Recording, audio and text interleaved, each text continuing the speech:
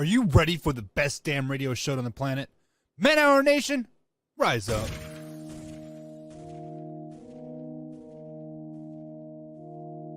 You don't want to be every time, no. I would like to personally welcome you to Man Hour After Dark. Say that then. Why I bring you the host, Mike, Buck, and Cone. You know who's coming more to the stage. Sports talk than what you about to hear right here. I second that. Go. You know that it's us when we talking about sports. Giving you facts on the field to the core. Tune in, we need the support. 1 hour too short, still listen some more. On all your stations, not dropping no music. Starts like Adidas, but Nike just do it. Down 4 in the 4th, we go for the win. Michael 2 seconds, we taking it in. Buck, Mike, and Cone. You know what's going on. Man, now we're After Dark, no LA. We the big spark. No 4th and inches won't cut short. Got the best talking, it's all sports. Buzzing more than buzzer beaters. We coming live all through your speakers. Go.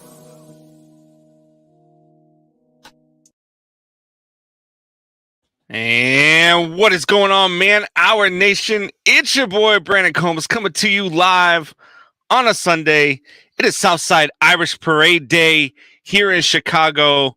So what better way than to see an Irish man laid out on the canvas wearing Packers gear? I freaking love it. At any rate, it is Sunday. It is March 12th. It is Southside Irish Parade Day. If you guys are going to the parade, let us know. Hit us up in the comments. Tell us what you guys are doing, where you guys are going, where we should meet you at, where are we doing shots, where are we doing Irish car bombs at. That's what I want to know. I can't do Irish car bombs today. I've got to go pick up my boss and the CEO from my company. It is, man, I can't even drink on Southside Irish Parade Day. But nonetheless, I digress. We've got a lot of stuff to talk about today. We've got the Chicago Bears trading the number 1 draft pick. They got a haul for the number 1 draft pick, but was it enough? I'm not sure. We're going to talk about that. We're going to interview Brian Nolen, ACL Pro Brian Nolen II. And we're going to talk some WBC, some baseball. Might even dive into the whole JJ Redick thing. Who knows what we're going to get into? One thing's for sure. I've got a co-host with the biggest nose you've ever seen. He is Ryan Fitzgibbons. What's going on? How dare you? Is this because I said you took Trey Turner to homecoming? Dude. Free Timmy! Timmy Henderson!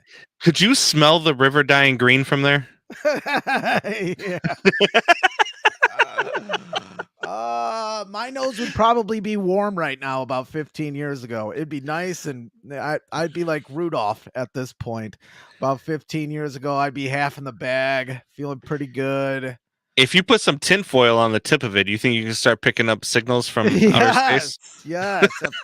If we still had TV, I mean, if we still had antennas on our TVs, yeah, I'd be changing. I could change tempo in an orchestra. We'll start picking up military channels and shit. Ryan, point your nose to the west. We're gonna bomb Africa?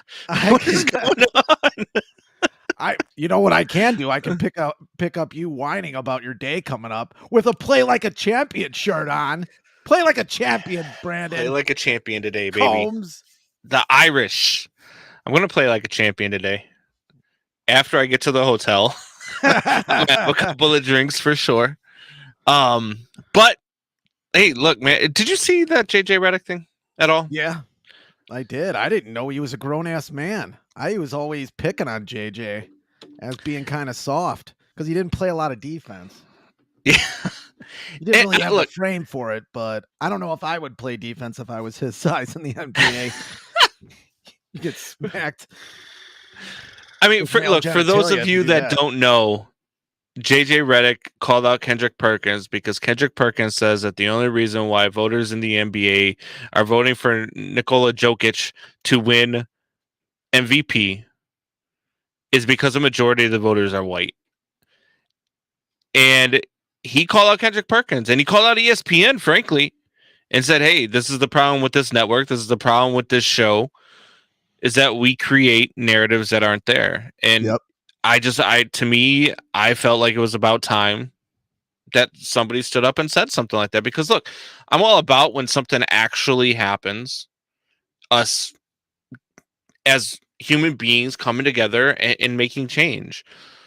But I am not about creating narratives just to create narratives, right? Like it was like when they call, what was it? Who was the reporter who got in trouble, or the play-by-play guy got in trouble because he said something about I think it was Antonio Brown being a thug, or some NFL player being a thug, or having a Or you like can even go back to Howard Cosell yeah, calling it's somebody just a little monkey when he said that about all players, white, black, any color, or right. any creed. I mean, we've been talking about this for weeks. Terry Bradshaw And calling guy big guy. Tried to that's all waddle JJ over him. Redick was doing, was just pointing out, hey, stop creating narratives. And I loved every second of it. I thought it was great. There's enough going on in the world that you can pull from. The thing is it's harder to do those things. It's Yeah. lazy to say, oh, Nash won because he was white. Now, how much Yeah. points did he create? You have to dig in to why he was MVP that year. I mean, Kobe's team wasn't good that year. Sorry.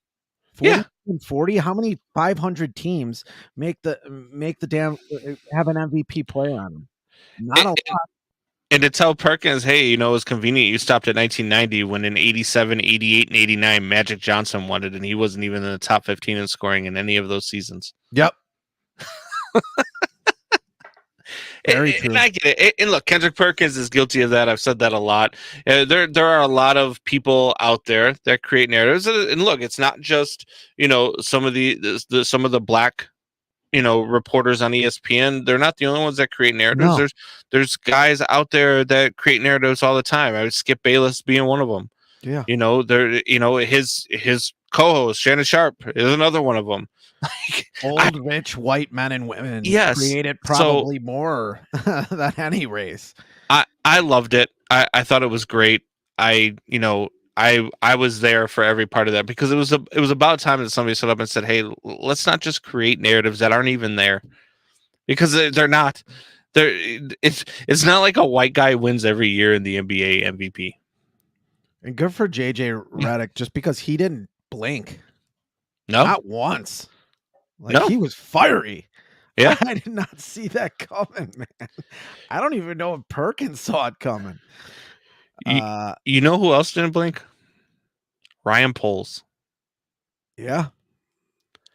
Ryan Poles did not blink when the Carolina Panthers offered him a first-round pick this year, number 9, first-round pick next year, probably going to be a top 10 pick, and 2 second-round picks. Oh, and by the way, we're going to throw in our number 1 wide receiver, DJ Moore, into the mix. And I'm not sure that's enough, Ryan.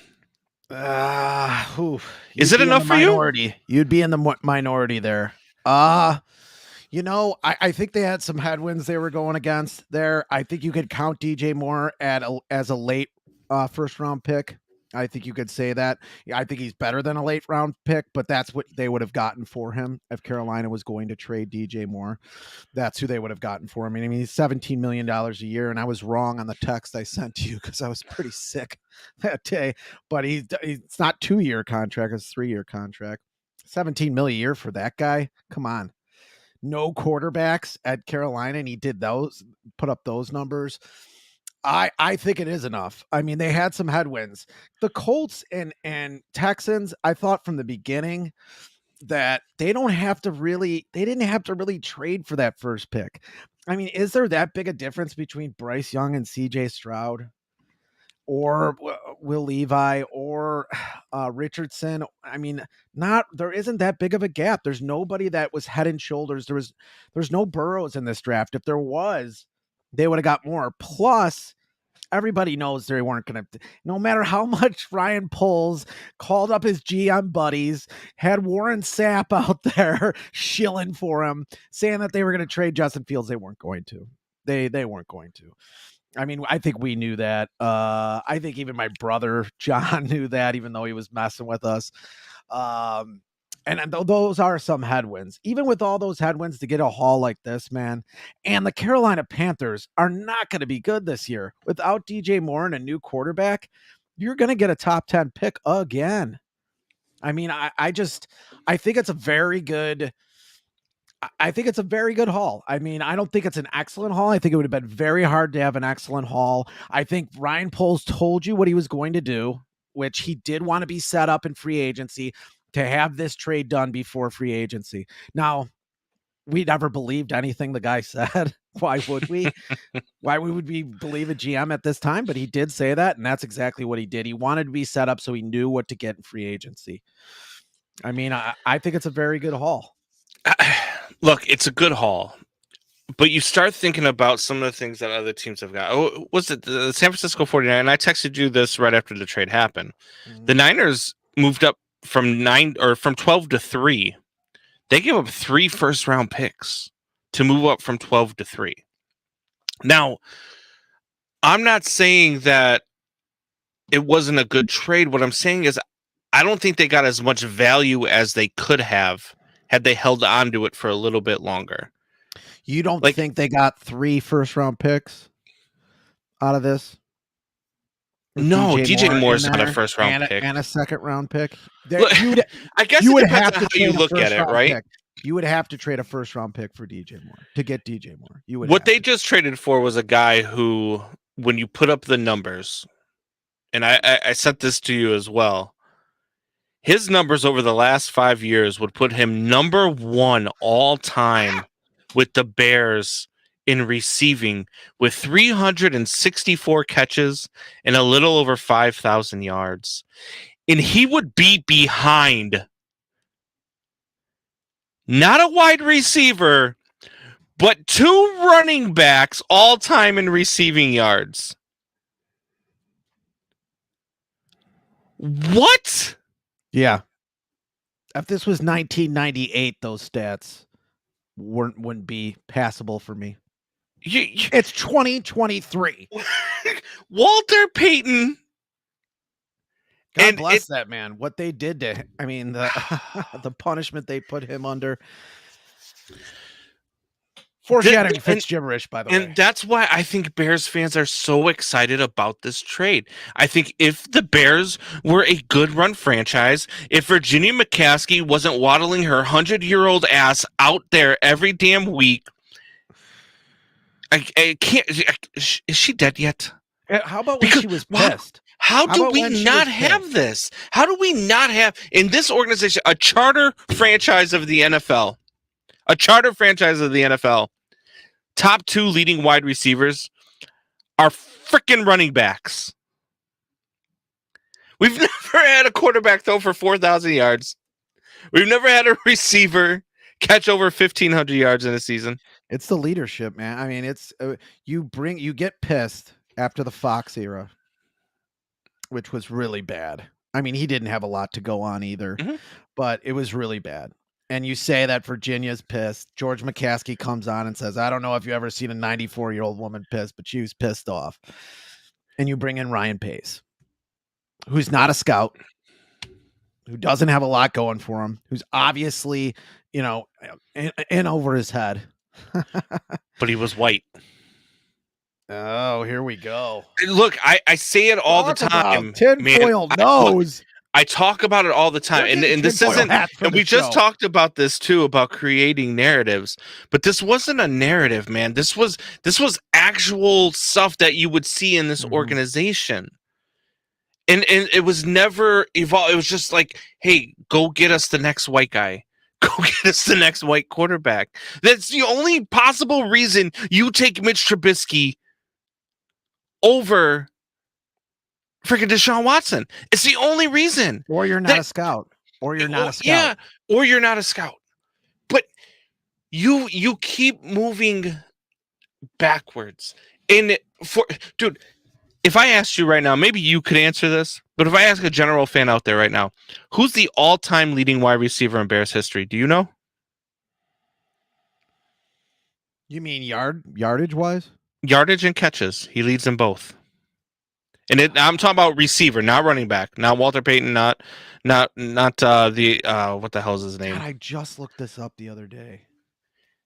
It's Alshon freaking Jeffrey. Alshon Jeffries, yeah, because he played 5 years with the Bears. And what's his name is right behind him, Morrissey, or who's right behind him? I didn't even look because I was so aggravated. I was so aggravated at number 1. I didn't even look at number 2. Like this organization has so far to go, and that's why I think Bears fans are excited about this trade. That's why I think Bears fans are excited about DJ Moore. Yeah. You know what I mean? And look, I didn't want the Bears to move all the way down to 9. And that was the other problem I had with this trade. Was you moved out of position for Will Anderson. You had the number 1 overall pick. You have a severe need for an edge rusher. And you moved away from a guy who people are telling you is a generational talent on the edge. So you move away from Houston. You move away from Indianapolis. And now those are no longer possibilities. Because those guys are trading up, they're not trading down. No. So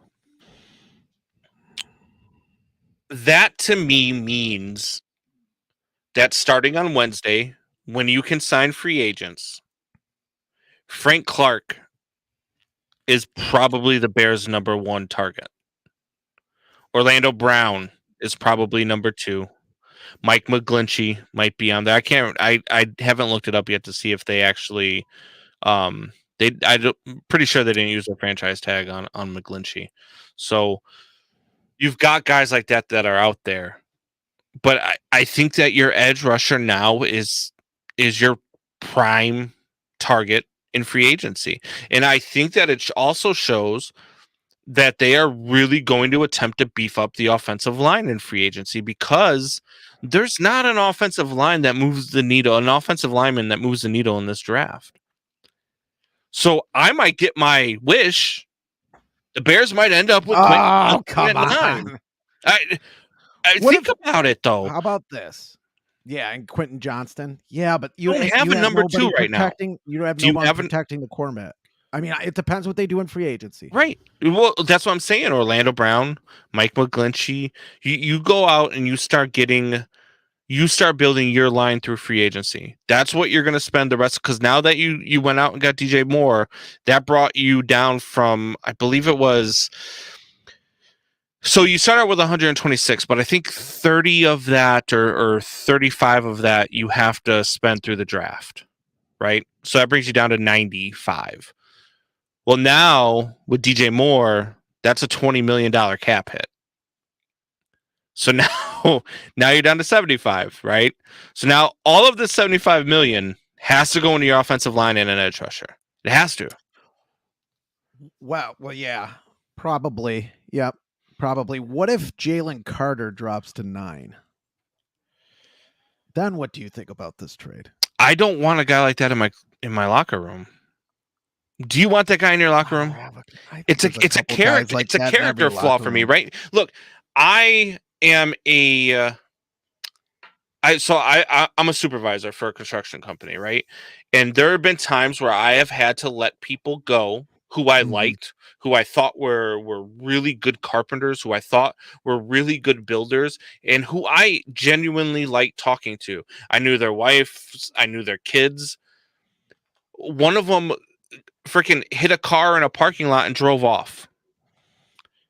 Right? Because he thought he was going to pop on a piss test when we don't even freaking test for that stuff. You know what I mean? Because he thought he was going to get popped for marijuana. I had to fire him. And it's not because I didn't like him. It's not because he was a good builder. It's because of a character thing. You firing somebody. But that's what I'm saying. But it's a character thing. You don't want that, because how do you know that there's not more that he's doing that he's not telling you about? Had he just called me and said, hey, look, I was in Home Depot, I was backing in, I accidentally scraped this car. Yeah. All right, cool. We'll call the insurance. We'll deal with it. You still have a job. But you took off. You didn't say anything. And I didn't find out until the cops came and asked me. Now everybody's involved. Now upper management's involved. I can't save you. You're fired. You know what I'm saying? So you've got to stay away from that guy if you are an NFL franchise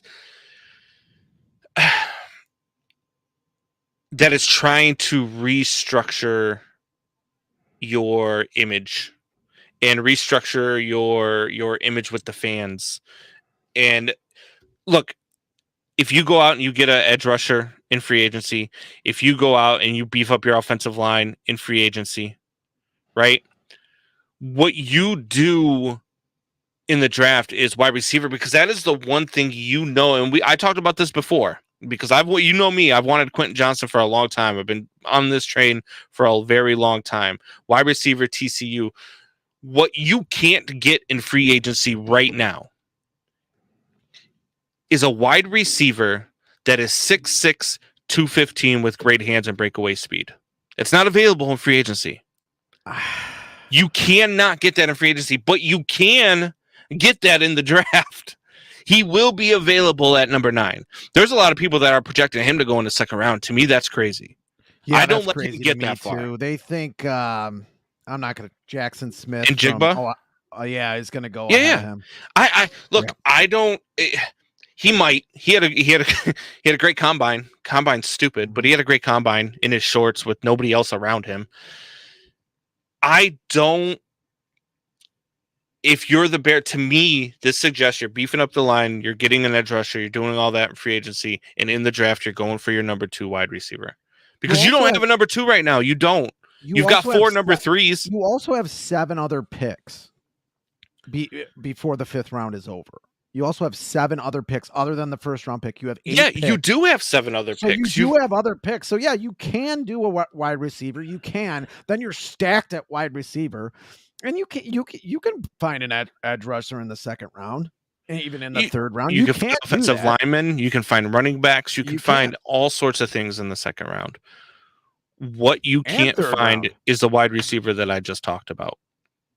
You can't, because look, I'm telling you right now, I don't think the Patriots are going to let Quentin Johnson pass them.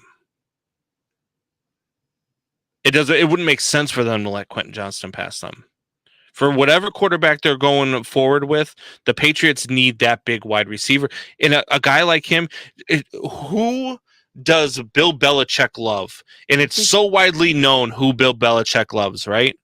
Which wide receiver in the NFL does Bill Belichick love? Do you know this answer? I know this answer. I do not know this answer. Okay, so AJ Brown? No. No, he loves DeAndre Hopkins. There's been a video of him talking to DeAndre Hopkins before the game. Dude, I love you. He's like, you are a prototypical wide receiver. I love your game, everything that you bring to it. I wouldn't be surprised if he ends up with the Patriots. But if he doesn't end up with the Patriots, because the Cardinals are definitely going to trade him, Quentin Johnson is DeAndre Hopkins. So the Patriots aren't letting him pass it. I'm telling you right now, if the Bears don't go and get this guy, if they don't end up with Johnson or even in Jigba, if you don't end up with one of those 2 wide receivers, by the end of year 1, Bears fans are going to be like, I can't believe we didn't get one of those guys. I can't believe we pass on Justin Jefferson again. Don't the Texans take Quentin Johnson before the Patriots do? I mean, my mind, the Texans are picking at 2. Yeah, they also have another pick at 12. I mean, maybe to help out their quarterback, but I don't know. They have so many needs for the Texans. Yeah, they might not be even thinking maybe they do until 1 or 2 years from now. They might not be. They're so behind. They're not where the Bears are. Craig Hevlin checking in. What's going on, Craig? Thank you for listening. Thank you for joining in. He says use draft capital to move up. If the draft comes to you, trade up. Possibilities are endless.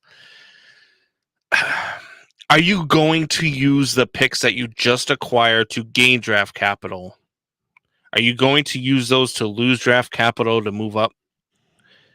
I don't see. What scenario can they move up though? Like where? In the second round, maybe you're not moving up to 3. I think he's talking about Will Anderson. I think he's talking about Will Anderson. So maybe he's talking about Will Anderson drops to 6. Maybe you could try to move up from 9 to 6 and use one of those second round picks. But I don't know any of those teams ahead of where the Bears are at right now that would allow you to get Will Anderson at the expense of them not getting Will Anderson. Yeah, exactly. You know what I mean? Like, Mhm. I don't know that comes to you. Now, maybe in the second round, third round, fourth round, yes, you can use that draft capital. If there's somebody out there that's blowing your socks off, maybe even if Jalen Carter falls to the second round, third If round. But I don't I don't want know if that's I gonna don't happen. want that guy in my locker room though. And those are the only guys that I'm moving up for are guys like that. I'm not moving up to take a running back or a tight end that I can find in the second or third round of any draft. You know what I mean? I think if anything, this signifies that the Bears, there's a seat change there. And it's palpable that now that the Bears are going with the offensive side of the ball instead of the defensive side of the ball, because that's where you win championships. Yeah. No, I agree. Doubting Thomas says that the Panthers trade down from 1 and get a better deal. Will both of your heads explode on live TV? I mean, look, if the Panthers trade down from 1 and they get the deal that I was talking about the Bears getting with, right? Like you trade the Texans for 2 and 12, and then you trade to the Colts for number 4. Now all of a sudden you've got 4 and 12, and they end up with Will Anderson. My head might explode on live TV. I It just might happen. they don't have a quarterback. I mean, I just don't see that happening. They went up to get a quarterback. They did. The best part is we're going to be live from Bourbon Street for night 1 of the draft, right? We're going to be doing our show live from Bourbon Street. So Doubting If this Thomas, happens on draft night, I'm telling you right now, Doubting Thomas, I'm telling you right now, if this happens on draft night, you might need to come down to Bourbon Street and you might need to help people because I might just start fighting everybody. Like I like the Bears, and this would be the most Bears thing ever, wouldn't it? yeah. I mean, Would I you don't feel know. like they got fleeced if that happened? Yeah, I mean, it's hard to say they didn't, but I just don't see it happening. I just don't see it happening. I mean, I don't know what was happening in the conversations. I know the Colts had some package they put together. I don't think it was as good as Carolina's. Obviously, it wasn't. They were going down to 9, but I think it was a better advantage to go with this because then you don't have to draft a wide receiver. You're not forced to. They The were almost- rumor that I heard was the Colts were going to give the number 4, the number 1 next year, and only 1 second round pick, not 2 like the Panthers gave up, but Quentin Nelson. I would have taken that deal over the Panthers deal. I'm sorry, I just would have. I don't know. Because I'd have to now see I'm that. getting an I'd have to offensive see that. lineman, which is like I'm telling you, DJ Moore. He's a nice piece. He's a A good wide nice receiver. piece. He's a nice piece. He's a number 1 wide receiver. You can find that again in the draft. We've already talked about it. There is You can no find that in draft Njigba. You with can a find wide that in receiver. Quentin Johnston. Kevin White was supposed to be a number 1 wide receiver. He got hurt 3 or 4 years in a row. And you could say I wasn't big on Kevin White. Everybody was big on Kevin White. And there is, Terrell Davis, all these other receivers that were supposed to be sure things that weren't. You can name a lot of them. For every good one, you can name a bad one. Vedas Jones. He was a 3rd rounder, but he was the first. Yeah, he was a 3rd rounder, but he was our first offensive pick of last draft. So Yeah. yeah, and I don't know if he's a bust yet. I think he could be a good, complimentary player. Yeah, but I mean, he came on a little bit late in the season, but you're probably right. He's probably a bust. There's a lot of busts that come in and get hurt. A guy who's 6'6", 230, 240, whatever Quentin Johnson is, that spells hurt. Johnny wants to know, why aren't you guys drinking yet? Well, Johnny, your brother forgot today was the parade. So that's number 1. Number 2, I've actually got to work tonight, so I'm stuck not drinking as much. I mean, I might still have 1 or 2. Play like a champion. Irish car bombs. Play like a champion. There's, I mean, look, I got the stuff behind me to make some Irish car bombs today, so all right, it's probably going to happen. Southside Irish Parade is today. Normally, right now we have Johnny Torres come on, but he has not responded to any messages, and I think he went out last. I think he went out last night, so it might have been a late night. So We do have an interview. It is Brian Nolen II. We're going to bring him on here in just a moment. I do see that he is backstage, so we'll bring him on here in just a moment. Southside Irish Parade Day is a big deal in Chicago, right? Yesterday, they dyed the river green. Ryan Fitz could smell it with that big-ass nose from Indiana. Unbelievable. That dude, if you turn to the right or to the left, the entire outfield disappears underneath that nose. So I don't know what to tell you, but Southside Irish Parade is a big deal. It's you're not in Marine shape either. I got a battle, dude. I'm not in Marine shape. I saw those Marine pictures. It looks like a different person. Where is that Combs? Look, he's somewhere. I've got a T-shirt. I got a T-shirt that says, "Not as lean, not as mean, but still a Marine." Okay, buddy. So say what you want about it. It is what it is. All right, but we've got ACL Pro Brian Nolen coming on. Johnny is not with us, so he can't intro us like he normally does. I don't know where he's at. I don't know what he's doing. Probably still laid up. Probably hungover. He might actually be at the Southside Irish Parade doing what your brother is talking about doing and drinking. But we're gonna bring on Brian right now. Brian, what's going on, buddy? Good morning. Quick correction: I am not an ACL pro. Oh, what the Johnny? Johnny put the wrong. You must have. Check all the gutters on the south side of Chicago and sewer. I've not heard from him. Yeah, I haven't heard from him this morning yet either. Like I said, he's probably already down on 103rd and Western, waiting for floats with a 30 rack by his side. I'm not going to lie. Shocked. Yeah, not at all.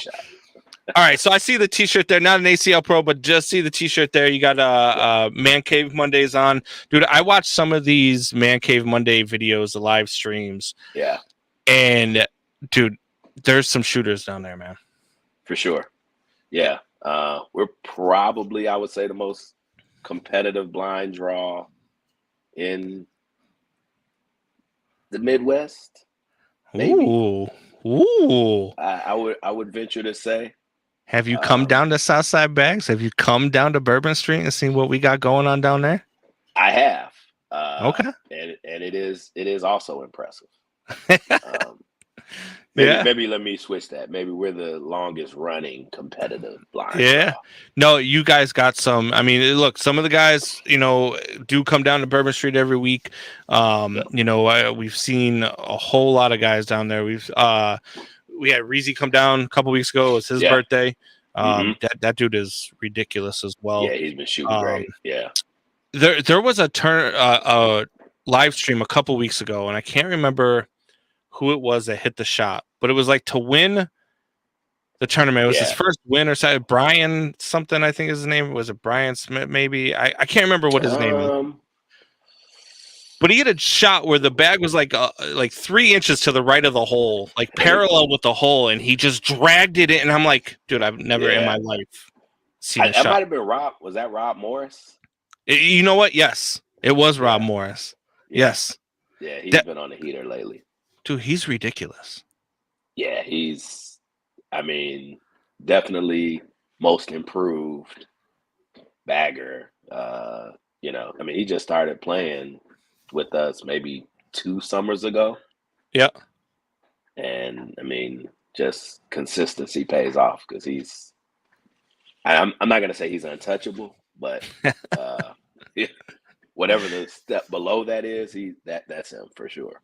And that's why I love these events, is because you've got guys like myself, who is just, look, I'm bad. I'm a guy who can win my family barbecue, right? But when I come down to this place, I'm like, damn. So I'm like constantly improving, trying to find different bags that work for me, trying to do what I do. And after I go 0-2 in most of these tournaments, I sit on the empty boards and I just keep tossing and keep practicing. You know what I mean? Mm-hmm.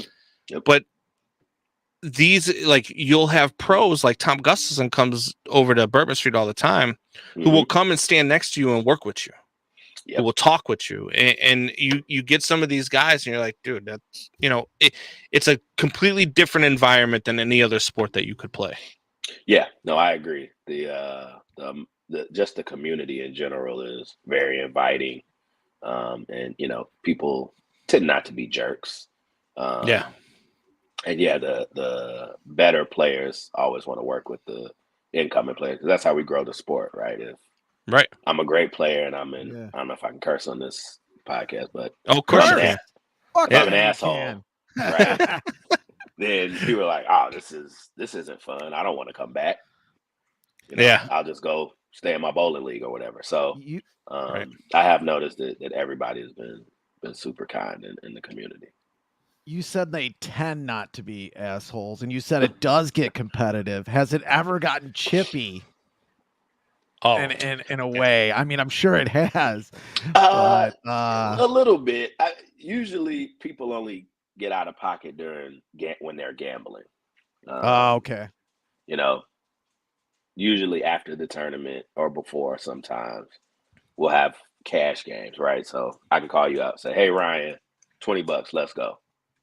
No, Mm. thank you. And then it's like, "Oh, I'll pay you next Yeah. week, or I'll buy you a beer instead." Then people get Ooh, wow, things can get welching on hairy. some bets. That doesn't happen often, but occasionally, people are, 5 or 6 beers in, and you get some guys out there, man, that can really talk shit. Like you got, I've seen Bobby Bags, and Mike Vitti. Like there are some guys out there, man, that will just talk shit. Like I Yeah. like to talk shit, but yeah, like, and I can hold my own. But the way I like to talk shit, especially on throwing bags, is I like to mess with your game. yeah, You know what I mean? right. Like I'll mess with, like if I know the person real well, like Mike Vitti, I know him real Mhm. well. If I'm playing Yep. against him and he's hot, when I go and I clean up the bags, I'll throw 2 of his bags off the board on the floor and make him go pick them up. You know what I mean? Like Right. that's Get him out that's of how his I'm. rhythm, right? But you've got Yeah. some guys that really like to talk shit. So I can't imagine Yeah. it's never gotten chippy. Yeah, every now and then. But I mean, most of the time it's just friendly banter. It tends not to get to that level. What's Do your you ever best get- bag story? Go ahead. Ooh, man, that's a great question. I've been playing bags for a long time. Best bag story. Like Ed, the one that you probably shouldn't tell us, but you need to tell us anyway.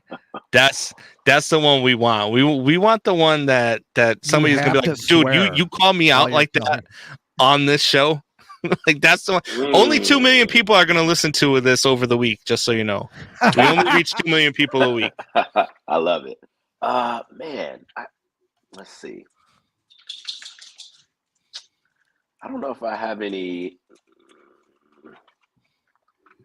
I mean, I've seen some great games. If you want to hear some juicy gossip, I'll have to think about that. All right, we'll come back to I that. know I'll question come up then. with some. Yeah, I know I'll come All up right. with something. All right, Fitzy, go ahead. Oh, I was just gonna ask my weekly performance enhancing drug question for a Brian Nolen. Is there a certain amount of drinks, and what drinks are they that make you good at bags? And then how many make go the opposite way? Or is there no drinking for a Brian Nolen at all? Oh no, there's definitely. Well, it depends. It depends. I spend a lot of time these days directing tournaments. I don't play as much as I used to, but when I am playing, yeah, it's tequila shots. All right. What kind of tequila? If I have it my way, Casadores. All right. Okay. I'm not Yeah. a big Casamigos, Patron. That shit's pretty terrible. In my opinion.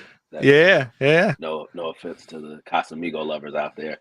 Trying to Yeah, so the hide my sweet- bottle of the Don Julio. right. Don Julio's not terrible. The sweet spot is probably like 4 shots There you go. over the course of that first hour and a half. If I go faster than that, might not be a good outcome. Dude, if we get Ryan 4 shots in an hour and a half, he's gonna be laying on the floor throwing the bag to himself. No. Yeah. You take Yeah, any that- other drug and I got terrible tolerance. You give me alcohol, I'm pretty good. You're the good Although one. Yeah. I'm about the same way you are, but with scotch. Once I get to the 5th scotch, and I'll sip it, but it'll be like a shot and a half, just with some ice. Mm-hmm. But once I get to the 5th, and at Bourbon Street, like a month or two ago, I got to the 5th, and it was bad. We were out of the tournament pretty fast. I was playing with Johnny Torres too. Okay. So, who's pretty much carrying me the whole way, even though I did hit the bag to win the first game. See, Johnny and I are kind of on the same page. We do the screwball, man. Shots of screwball all night long. Screwball's pretty good. What's your Ryan? What's your scotch of choice? There it was Johnny Walker Black, but I usually don't drink that. I'll usually do a Glenlivet or even Monkey Shoulder's good, which is a blend, or a Chivas, which is another blend. But I'm not a guy that needs single malt or anything like that. If you get the Chivas 14-year and I'm playing with you on your team, we're not going to do good. But if you're playing against me, that's probably a good strategy for you. That shit goes down like water, man. I mean, I can drink a whole bottle, and good to know. You're noting that down right now. Yeah. When I come to Bourbon Street, I'll be buying you the 14. I promise you don't need any of that to beat Ryan. Brian's going to be in a blind. No, Brian's going to be in a blind draw at Bourbon Street. And he's going to be like, who's my partner? And I'm going to be walking around with a vat of Chivas. And they're going to be like, that guy's your partner. And he's going to be like, give me my $20, Pat. No. It's all fun. Yeah. All right. So give me one player. And I want a guy who comes to Man Cave Mondays. I don't want you picking somebody out at Bourbon Street. I don't want you calling out Johnny Torres. Yeah. Call him out. Who you calling out? Who you taking? Whose ass are you whooping in bags? Who can't touch you? Who can't touch me? Right now. This is going to be a good one. I'm going to call out my partner in Man Cave Mondays, Rob Bev. Oh, shit. That's what I'm calling out. All right. We're going to clip that, and you're going to send it to him. Send it to him. His name is Earl Jr. on Facebook. All right. Well, I'm going to clip that out, and I'm going to send it to him. He can't touch you is what you're saying. That's what I'm saying. He can't. You're going to wax that ass.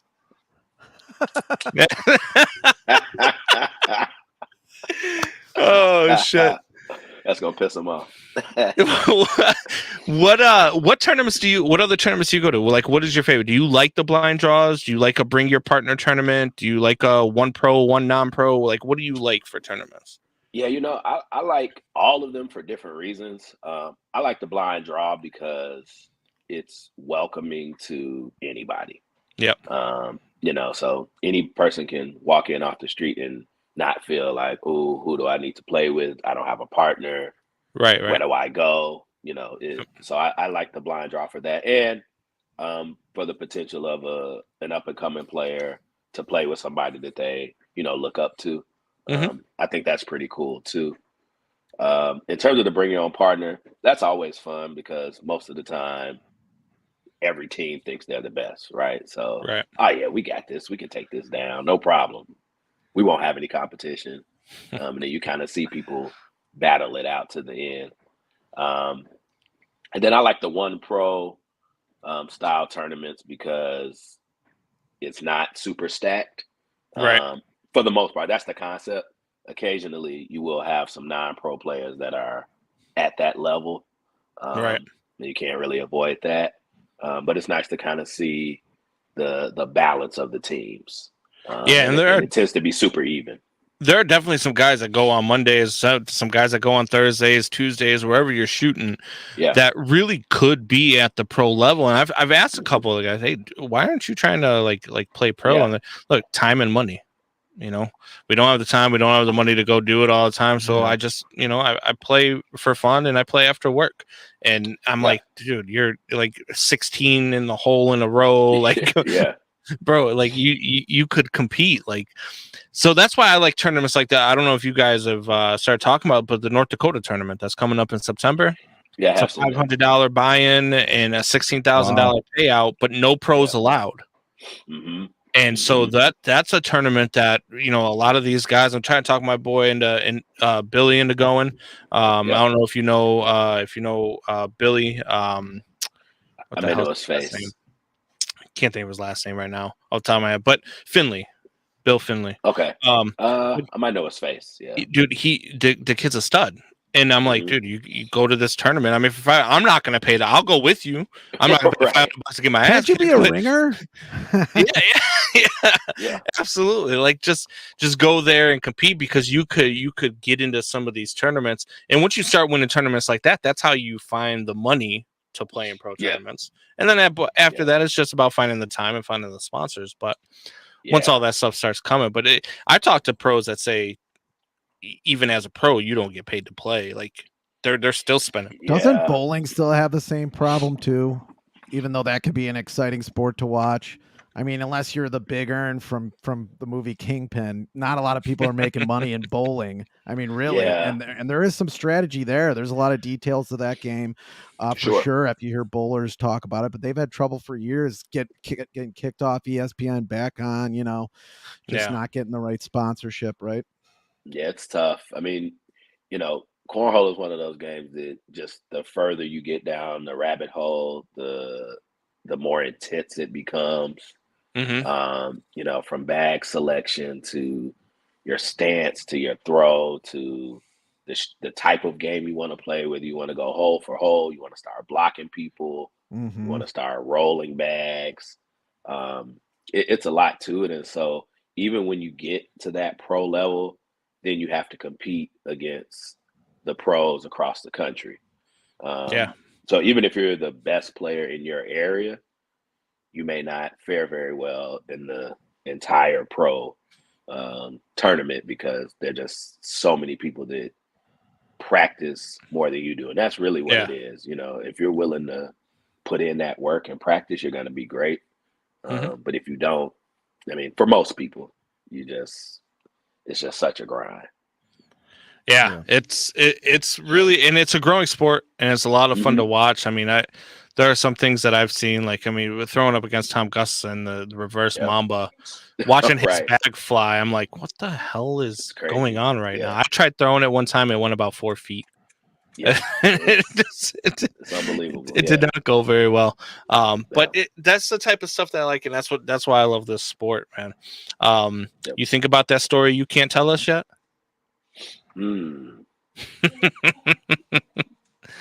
There's somebody you want to call. You don't want to call a bad, like, you don't want to call something like there's something you've seen. Shots. Like he had way too much to drink that night, and he got his ass whooped by the 70-year-old woman that came in just to play, or like. Oh man, let me think of a good.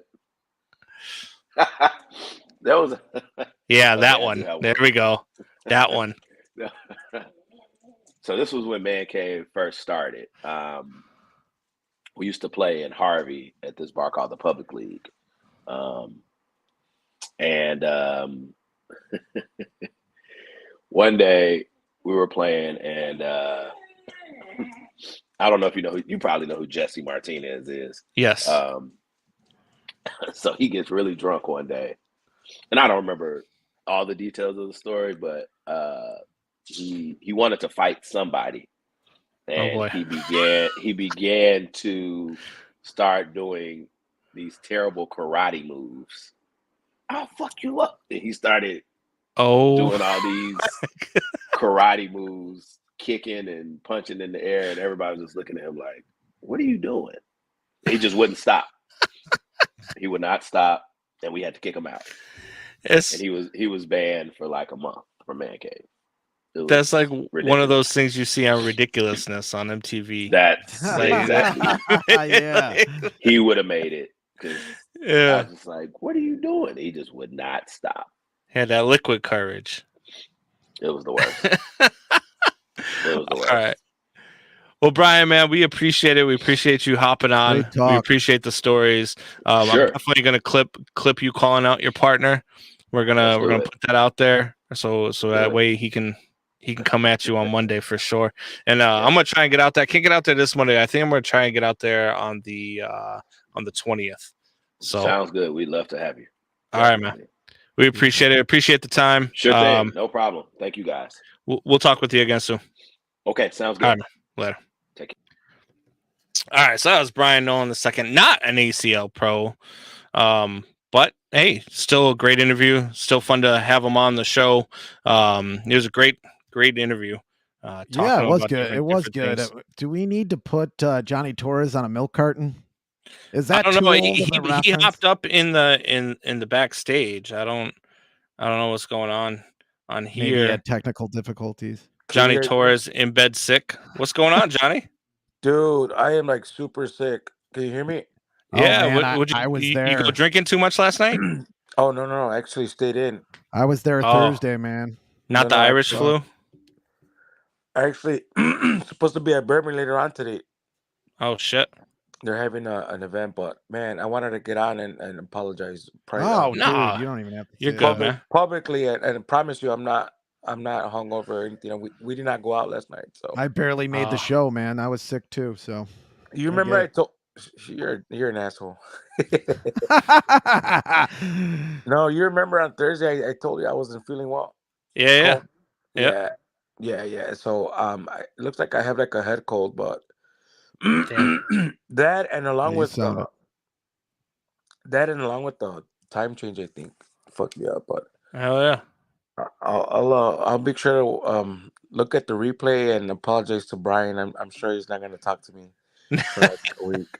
No, he'll be all right, man. Good. He was good. He was good on the the interview. It's funny to hear. I hopped on and I was able to listen to the Justin Martinez story. He was on the verge of being banned from Southside Bags too a few weeks ago. Oh boy, yeah, he's a character. He's a piece, especially once he starts getting drunk. To say the least. Yeah, he's a 2-beer ball guy. Yeah, 2 beers, and he's got some beer balls. All right, guys, I will hold you guys up. I want to publicly get on here and apologize for that. Oh man, you're good. Appreciate you. All right, I'll talk to you. All right, man. Later. All right, so that was Johnny Torres, Southside Bags, hopping on. Not feeling so good, man. No. I still say it's the Irish flu. No, I'm just joking. Hopefully you get better, Johnny. We'll see you this week out at Bourbon Street for sure. All right, so the Bears, we touched on it a little bit, and they go out and they get DJ Moore. Possibly could get a wide receiver here in the second round, or in the first round, I should say. Number 9 overall pick. Are we finally going to see a wide receiver go over 1,500 yards in a season? Are we finally going to have a quarterback throw for more than 4,000 yards in a season? Dare I say yes? I mean, dare I say it? Oh man, yeah, I think so. I mean, I think it's possible now. I mean, you definitely got a guy with an arm. If he can get those intermediate throws together, I think his downfield throws are very good. I don't see how you don't have a guy who's going to be ready to throw 4,000 yards. It's not that hard in the NFL, as we've talked, over and over again on this show about. It really isn't, So you can almost accidentally do it now in today's NFL. Yeah. I mean, if Trevor Lawrence can do it. Yeah, I want to say yes. But I like with everything with the Bears right now, it's a show me thing. Yeah. With everything. With Ryan Poles, with this draft pick, with this draft, with this free agency. Between now and April 27th, and I've said this before, this is the biggest offseason in Bears history. There has never been an offseason that is this big for a franchise because this does one of two things. This can only go one of two ways for the Chicago Bears.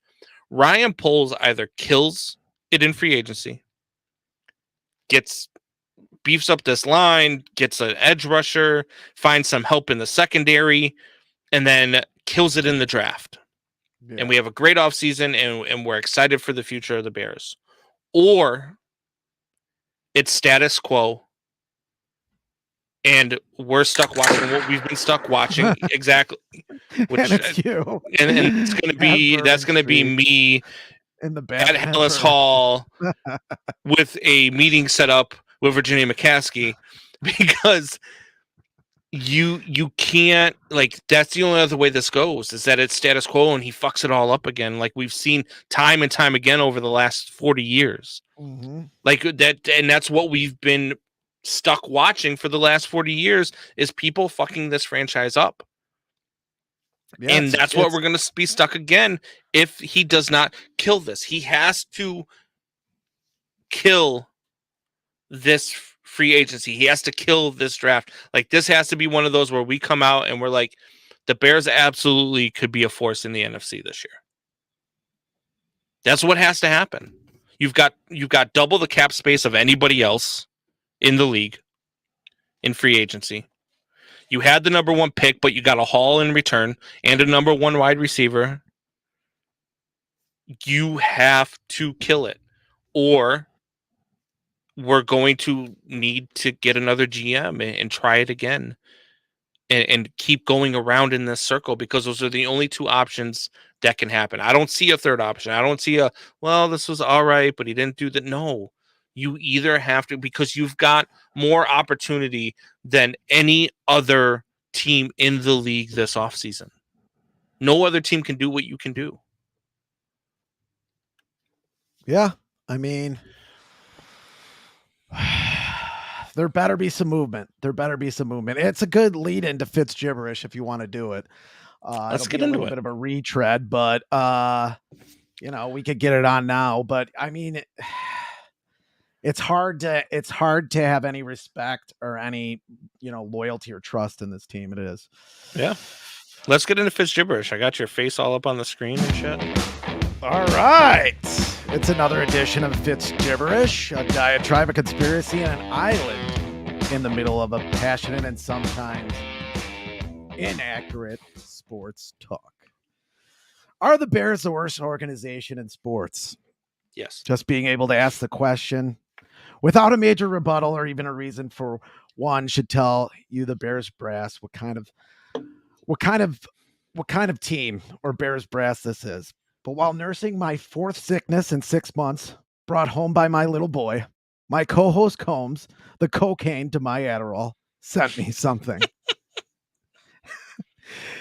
DJ Moore's, and we've talked about it, 364 receptions over the last 5 seasons would make him the 3rd on the Bears' all-time receptions leaderboard, trailing only Walter Payton and Matt Forte.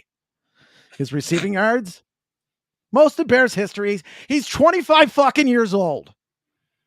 According to the Oxford Dictionary, an incel is a member of the online community of young men who consider themselves unable to attract women sexually. Yet I'm willing to believe these men have gotten more action than the Bears' historically bad passing game.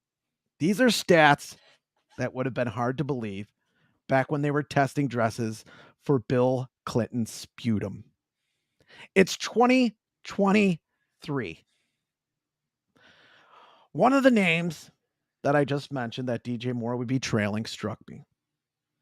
The late, great, more than great, amazing, fantastic Walter Payton. Let's look at some of his stats. Started in 1975, had sort of a slow season. From the 76 season to the 79 season, he led the league in rush attempts. Led the league. 311, 339, 333, 369, 339 rushing attempts, back-to-back seasons. Also, at the same time, 15 receptions, 27, 50 receptions, 46 receptions. And why was that?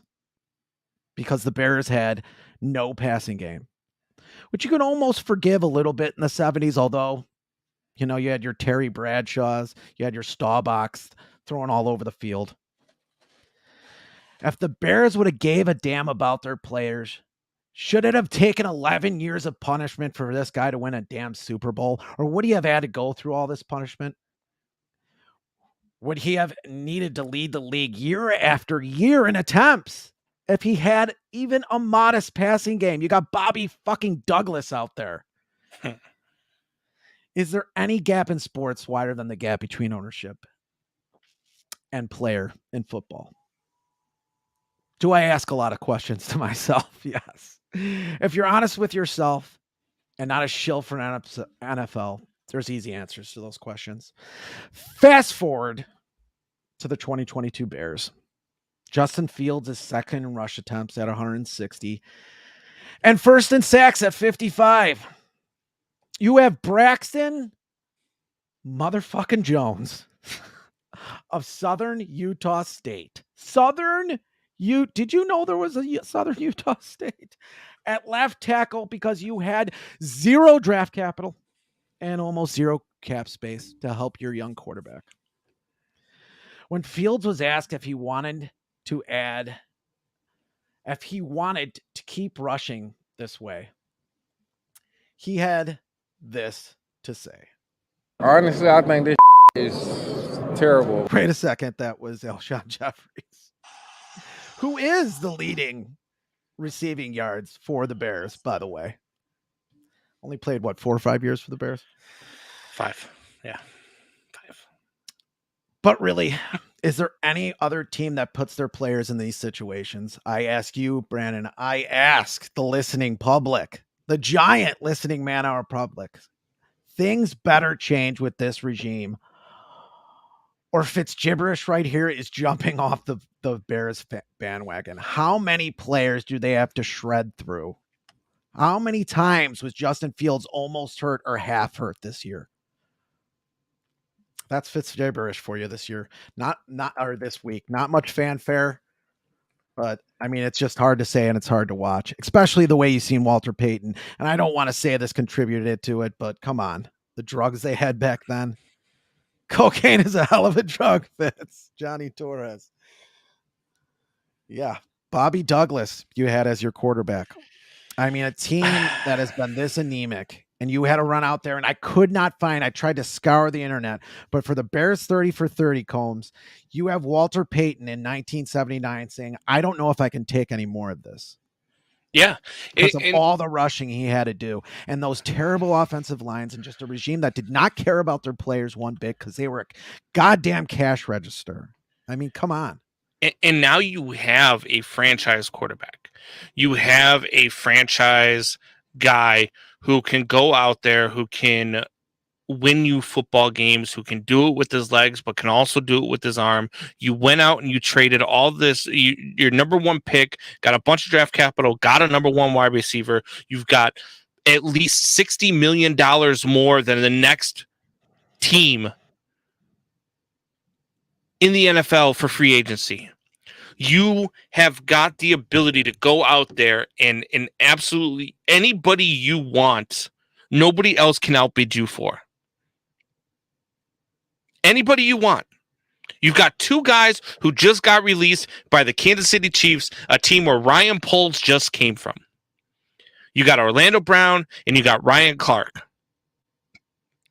Both of them, a defensive end, edge rusher, and an offensive tackle. Guess what?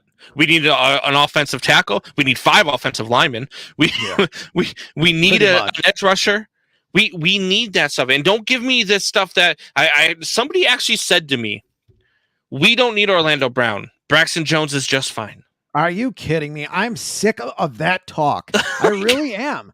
Like, Braxton Jones is okay, and maybe he'll be a pretty good player. He seems to have the talent. It looks like they found something there as a backup tackle, or maybe even a right tackle.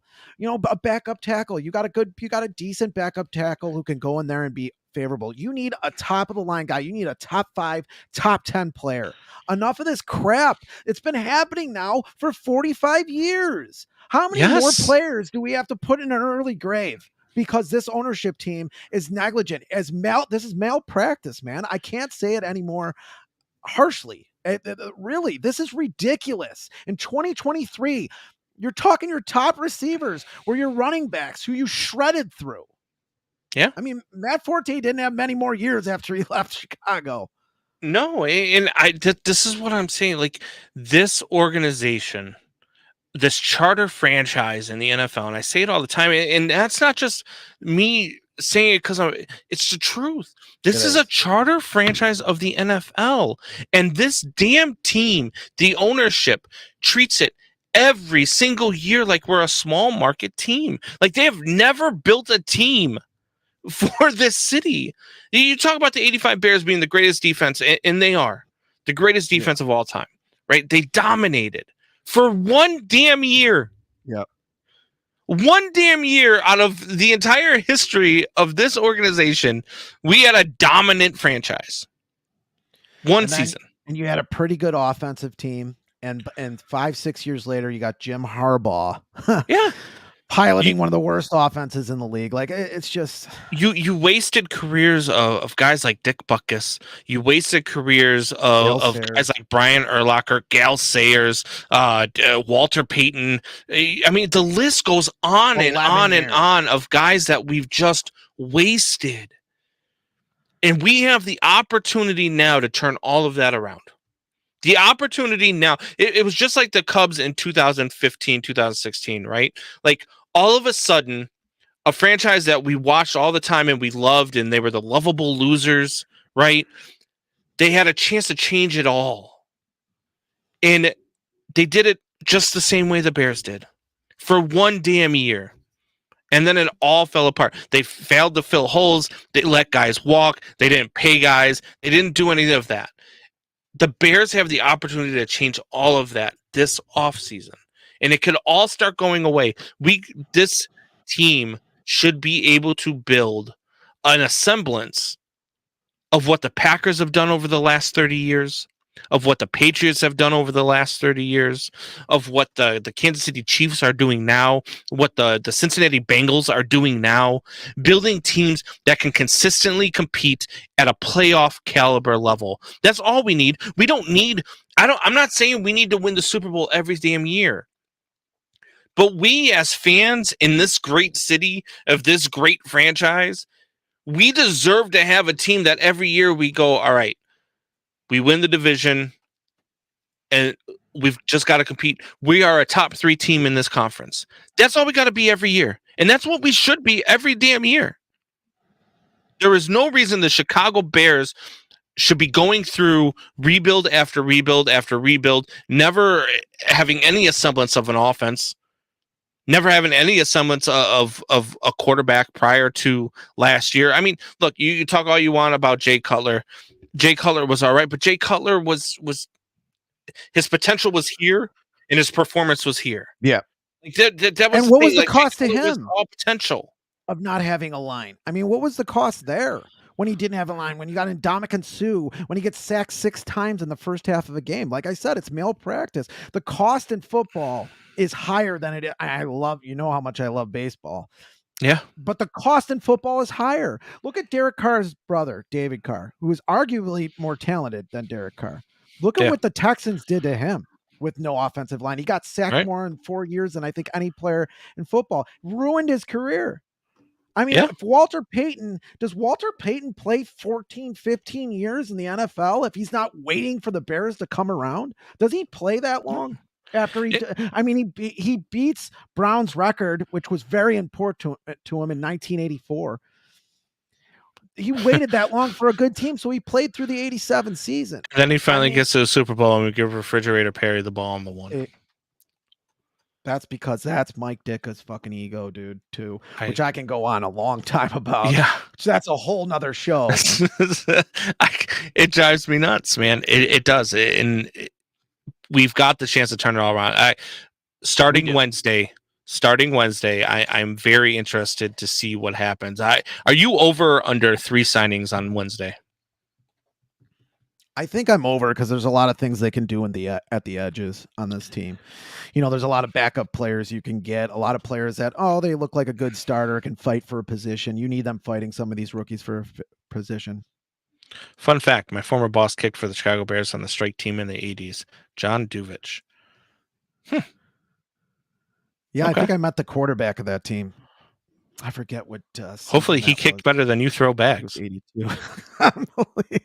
Just kidding. Johnny Torres or me? Johnny. Shots firing from Combs. Arlington Heights Bears, please keep Chicago out of your. Yeah, exactly. Look, We'll have a Southside team soon. this Bears team, I'm over 3 as well. I Yeah. think Orlando Brown. I think Ryan Clark. I think you get both of those guys on day one. You know, and Too bad the Redskins. do they go after a wide receiver? I don't think they go after a wide receiver. I think No, they're they don't going to need to. focus on line. I think they're going to focus on secondary. I think they're going to focus on an edge rusher like Ryan Clark. I think that they are also going to, or I'm sorry, I keep saying Ryan Clark. I mean Frank Clark. Sorry, I keep saying Ryan. I don't know why. They don't need backup wide receivers or seconds. Yeah, But they got EQ St. Brown. get the fuck out of here. Get the hell out of here.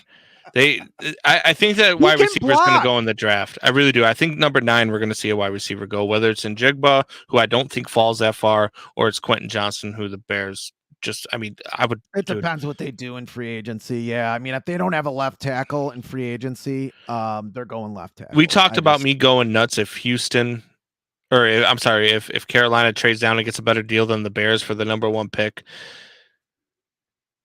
I will be so excited on live TV on draft night if the Bears call Quentin Johnson's name at number 9. I might run around Bourbon Street in my underwear or something. Like it would be. I would be extremely excited about that pick. Are you pick. gonna paint your face like Mel Gibson in Braveheart and ride around on a horse? Yeah. So, have you watched much of the Baseball Classic before we get out of here? Have you watched much of it? I did. I've actually got Israel versus Nicaragua on my TV screen right now. Go. It's still not in the Olympics. Baseball. Jack Peterson playing center field for Team Israel, by the way. Is this the best of the best players playing each other, though? I mean, no. The best. I mean, look, there's a lot of not like the Cubs got Matt Mervis on Team Israel. There is not a. I mean, look, Dominican Republic is stacked. Team USA is stacked offensively. Team USA is stacked. I'm worried about the pitching. But offensively, Johnny Torres. I'm not bringing that comment up, Johnny. I see what you said. I'm not bringing it up. But they're offensively, Team USA has the best team, I think. And I'm wondering if their pitching is going to hold up against teams like that. Johnny Torres says, Combs, let's talk about that Bags game we had at Bourbon this past Thursday. Yeah. I didn't play against you this Thursday, Johnny. Are you sure this ain't the Irish flu? I did not play against you on Thursday. Are you sure? I'm positive. I played against him. I believe it was the previous Thursday. No, I don't think I've been up against you in a while. Johnny says, yes, you did. I really don't remember it. I really don't. So you probably beat me, which I mean is no look. Bragging about beating me in a game of bags, Johnny Torres, is like bragging about beating the Perkins School for the Blind at a game of hopscotch. Or killing Virginia McCaskey. Well, it's not really saying much that you beat me. What happened when you played against somebody who was really good? Let's talk about those games, Johnny. Just kidding. Johnny's a tremendous bag shooter, actually. That guy can hit a freaking. He carried me, like ridiculous. I said, in a few games when we played. But to get back to the World Baseball Classic, are you more interested in the World Baseball Classic game, or would you be watching the Cub Brewers spring training game? This is my point.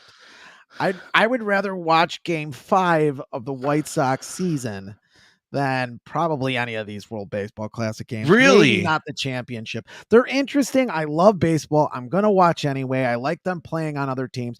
But these guys are not in like mid-season shape or even start of season shape. Dude, but these guys really want to win, dude. Like, if you didn't watch the Italy versus Netherlands game this morning, I invite you to at least go back and watch the 9th inning, right? Because the heart that was put into what they needed to do, right? Because they knew they had to win by like 5 runs or 6 runs or whatever it was, and they had a 6-run lead, and all of a sudden the Netherlands has I don't know if it's base loaded runners on first and second, I can't remember, but nobody out, and then they win and they're mobbing each other out there, and then it comes up on the board because they had to check everything, make sure everything was good, and all the other scores from this morning. They see up on the board, they're the runner-up, and dude, it was crazy. Guys were crying. These guys want to win. They want. And watch to me, like, I love the World Baseball. I will be watching the World Baseball Classic over spring training baseball, over the Cubs spring training. That was today. That was half tongue in cheek, but I think of the major. I just think that this should be in the Olympics. But the Mexico-U.S. game tonight, because Mexico has to win, is going to be crackling. It's going to be quite a game. I think Lance Lynn starts that game. Had a great last spring training, struck out 6 guys in 5 innings. He's not in midseason for him, but he came ready in spring training to pitch some pitches. I think they put him in because he throws a lot of strikes. I don't see a better pitcher on the team. Wainwright pitched last night because they were playing Great Britain, which was kind of cool to kick the shit out of England again. 1776. Yeah. And all this talk about we need to change the rules to bring in the people that don't like baseball anyways and blah, blah, blah. Watch the Shohei Ohtani at bat from this morning. Watch when he hits that home run and listen to the crowd. Watch the Kyle Schwarber at bat from last night. Beautiful baseball is doing just fine. And you know what? They have sold out crowds in these World Baseball Classic games. The Cubs have set like 3 spring training records for attendance, right? You know what they don't have in the World Baseball Classic? They don't have a pitch clock. Yeah. They don't have these stupid pickoff rules. They don't have your reliever must face 3 batters, blah, blah, blah, blah, blah. They don't have those rules. And you still have sold out stadiums. You still have crowds going absolutely insane in big moments. Baseball is doing just fine. We don't need all these rule changes. We need better marketing. Exactly. If they marketed it better, is baseball still in the Olympics? I mean, internationally, look at what the NBA did when everybody said the NBA was dumb. We had this conversation in the pre-show, but we can have it again live. Look at what the NBA did even in the late 80s when they said they were dumb, even in the 90s. Like, oh, China's never going to want to play basketball, like all that crap. Now it's an international game. Internationally, I would like to see where the numbers are, but I bet you internationally they make about as much as they do nationally, the NBA. What's the effect of the pitch count on Lance Lynn's BGPG ball grabs per game in 2023? Doubting Thomas, the guy grabs his balls more than any pitcher in baseball history. Watch him tonight because he's going to pitch tonight, whether he starts or not. They're going to have to pitch him against Mexico. I don't see how they don't, but the worse he's doing, the more ball grabbing there is. I've counted. Look, ball grabbing is one thing. It's been a thing in baseball for a long time. Ball grabbing and spitting. The thing I don't get is the after a home run dick bump. Yes. Have you seen that? Like the Cubs started that in 2016, but like it caught on. I see people doing it all the time. I don't get it. It's not funny. It's not. From now on, when we do the show in the same location, we have a good show. We're going to dick bump after. Oh, thank you. I got to get my old cup on from the Babe Ruth. No cups. Straight dick bump. Oh my God. That's how we're going to roll from now on. Last week we ended the show about me slaying if I was in my 20s again and had the brain of a 40-year-old. Did your wife kill you? Well, she clearly didn't kill you for that, but did she give you some shit for that? When I walked out of the show, we were going furniture shopping. She's like, "Slay? You're gonna slay? Slaying, huh?"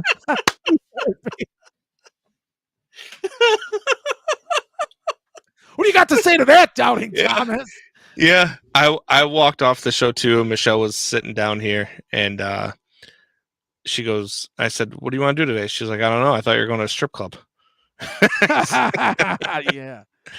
Alrighty then. Alrighty. Know where I stand. Yeah. All right. Well, it is joke. again Southside Irish Parade Day here.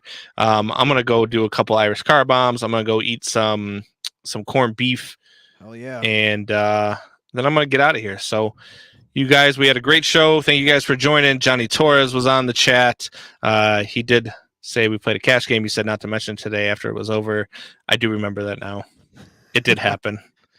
It did. I told my partner, I even walked over to my partner halfway through the game, and we had a game. We were like halfway through the game, and I said, dude, if we beat Johnny Torres, I'm going to talk about you and me all day on Sunday, how we beat Johnny Torres at Bags. And then Johnny Torres came back and kicked our ass. So it happened. Yeah. I forgot about it. I really did forget about it, though. Oh my God. Anyway, great show. Johnny Torres, Doubting Thomas, Johnny Fitzgibbons, Craig Hevlin. Thank you guys for checking in. We've also had Brian Nolen II on for an interview. Thank you for joining. That was a good interview. And we will see you guys next Sunday. We might start changing the time. We might be doing a Sunday night broadcast instead of a Sunday morning broadcast. Tell me what you guys think about that. Hit us up in the chat. Hit us up on Facebook. Let us know what you guys think. Do the Sunday mornings work? Would you rather see a Sunday night, Monday night, Tuesday night, Wednesday night, Thursday night, Friday night, Saturday night, all night? Shut What up. do you want to see? We'll talk to you.